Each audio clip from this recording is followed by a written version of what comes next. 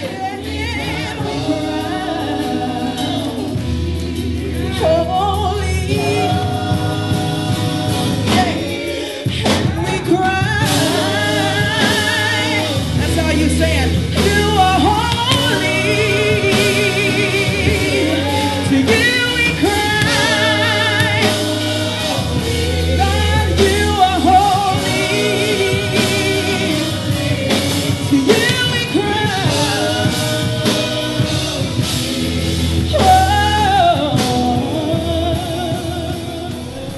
named the album Beloved's Notebook because my name is Cher, and Cher means beloved in French, and so I kind of go by that, you know, I guess, in certain places, certain people. So it's just a compilation of songs that I've written, you know, songs that God has given that I wrote down. A lot of them are melodies from my heart to Him. A lot of them are songs that I used to encourage people, so it's a little bit of everything, you know. I tried to create a project that would encompass everybody in all walks of life, you know, where you have praise and worship, where you have, you know, the riding in your car where you can just kind of jam and relax, where you have those songs where they are love songs to Him. I didn't want to have a project where people were like, no, that's not me. You know, because I'm not into praise and worship, or, you know, I need something that's, you know, this. So it's just a compilation of everything that I am, that He knows about. So it took about, I've been writing songs since my sophomore year in high school, so it took about 14 years total, I would presume, I guess, and I think that just told my age. But it took a long time to put things together. I've been writing for a long time, and I started working on the project like several times prior to the release date, and it just nothing ever came of it. And so the Lord allowed me last year to meet a guy who really shared my vision and who would work as hard as I wanted to work on the project to make it what it should be. So just timing, I think, was the most important thing.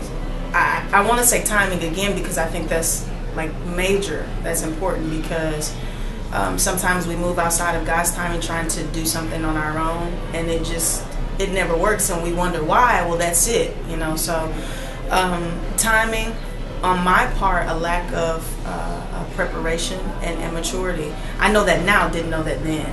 I don't think that I was as ready as I am now back then for what God was going to do through the music. And so there had to be a process, and I think sometimes we try to eliminate the process, but that was imperative. So maturity, the right people, which is key, because I mean, that's key. You have to have the right people surrounding you. You have to have the right people with their hands on it.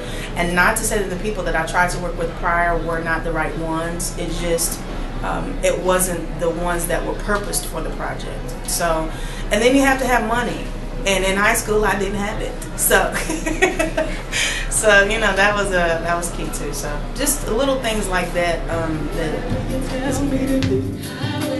Whatever you tell me to say, I will. Even if I think it's difficult, I will.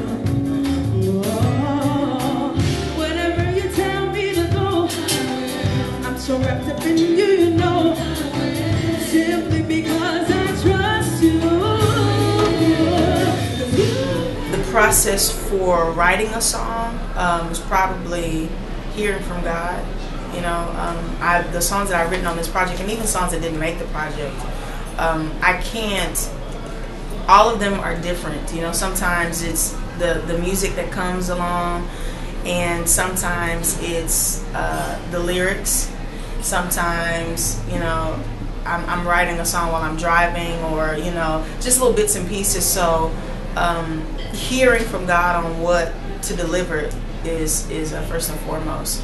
You know, and then usually once I get a little piece of something, I immediately write it down and try to record it, you know, on my phone, or then I go to my keyboard, try to work something out. Not that I'm a huge musician, but I go try to work something out, and then from there, just a meeting with the producers, getting things together, hearing the full, you know, sound, and making sure that what you deliver is what you hear, and it's pleasing to the people's ears. So when it ministers, that's when you know a song is ready.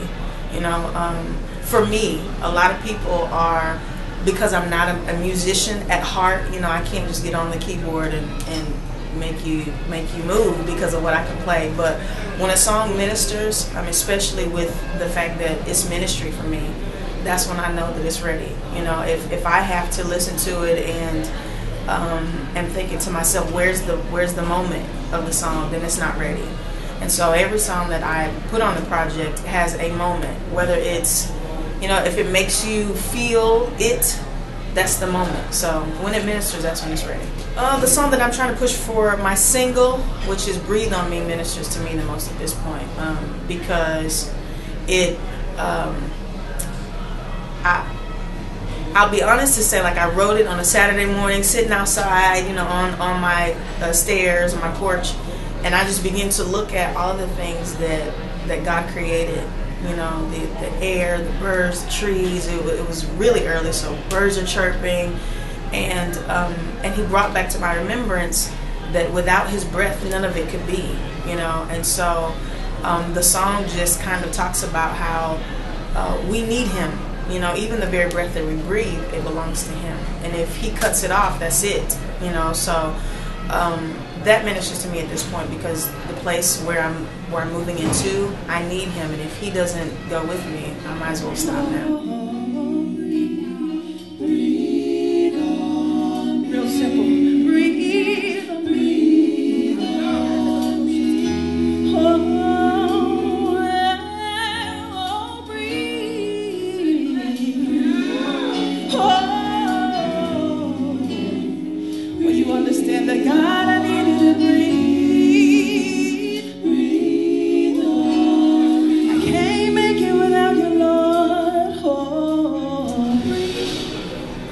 As I was preparing for the release, I felt a releasing, and then so that's why the concert was called A Night of Releasing.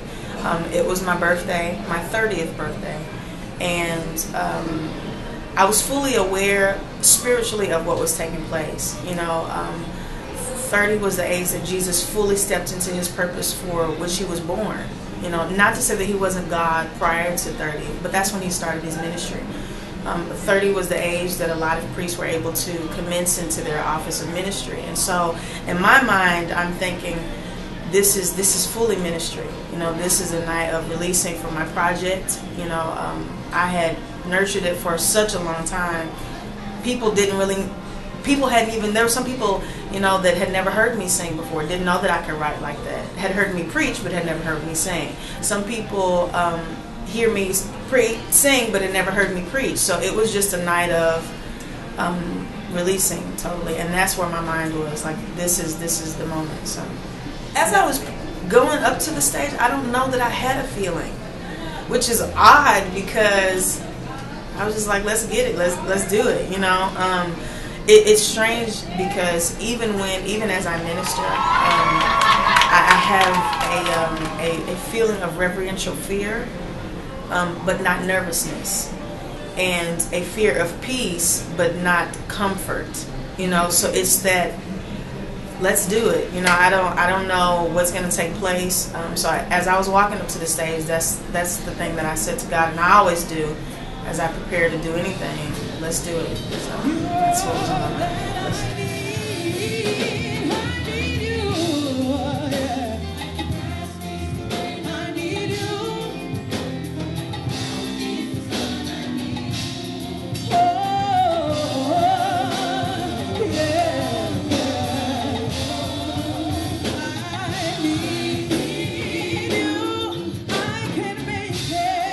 I want people to be able to, after they hear the project, to have an encounter with Christ, and even through music, to know that He is real, that He loves them, and that you can do absolutely anything that He plants in your heart to do, but you can't do it without Him. And so I just pray that people hear that on the project, and be able to inevitably exalt Jesus and embrace who we are in Him, and empower one another.